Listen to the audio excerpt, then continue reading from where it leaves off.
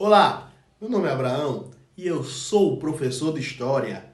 Hoje vamos falar sobre os acordos de paz após a Segunda Guerra, nobres alunos. Bem, meus alunos, a Conferência do Teherã e a Conferência de Potsdam foram alguns dos acordos realizados tendo em vista o fim da Segunda Guerra Mundial, nobres alunos.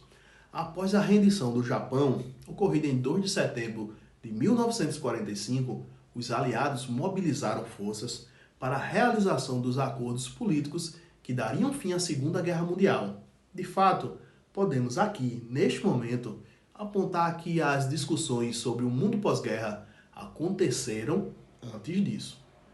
Em novembro de 1943, na Conferência do Teherã, os aliados traçaram planos para materializar a derrota dos alemães e organizar as primeiras divisões territoriais das tropas de ocupação de cada país. Em fevereiro de 1945, quando as forças do eixo já estavam praticamente abatidas, as forças aliadas reuniram-se para reafirmar o princípio de autodeterminação dos povos e o favor à expansão do regime de caráter democrático. Na Conferência do Ialta, as zonas de influência previamente conversadas no Teherã tiveram confirmação e, desse modo, já era possível reconhecer previamente o desenvolvimento de uma ordem bipolar protagonizada pelos Estados Unidos de um lado e a União Soviética do outro. Atentai! Outro ponto importante desse evento foi o início dos primeiros diálogos que deram origem à Organização das Nações Unidas, a famigerada ONU. Esse primeiro intento acabou sendo consolidado com a Carta das Nações Unidas,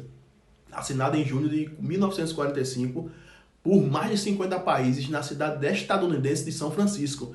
Já nessa época foram estipulados os 5 órgãos fundamentais que ainda hoje formam a base de organização das Nações Unidas, meus alunos.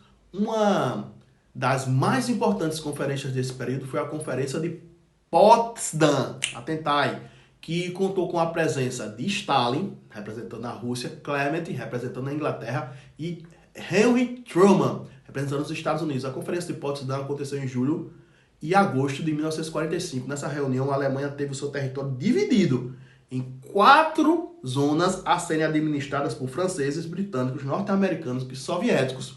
Além disso, esse mesmo encontro estipulou uma indenização de 20 bilhões de dólares a ser paga pelo governo alemão. Uma das mais significativas ações tomadas na cidade alemã de Potsdam foi a organização de um tribunal internacional para o julgamento dos envolvidos com o nazismo, trabalhando com o conceito jurídico inédito do crime de guerra.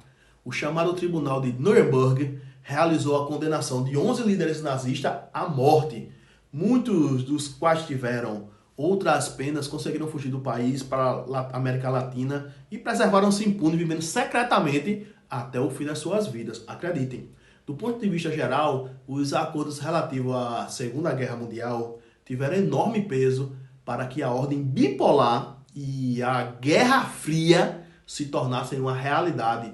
O leste europeu transformou-se na mais importante zona de influência do socialismo soviético. Em contrapartida, os Estados Unidos asseguraram toda a porção ocidental do mundo europeu e impôs também sua influência ao Japão, freando assim uma possível hegemonia completa do socialismo pelo Oriente.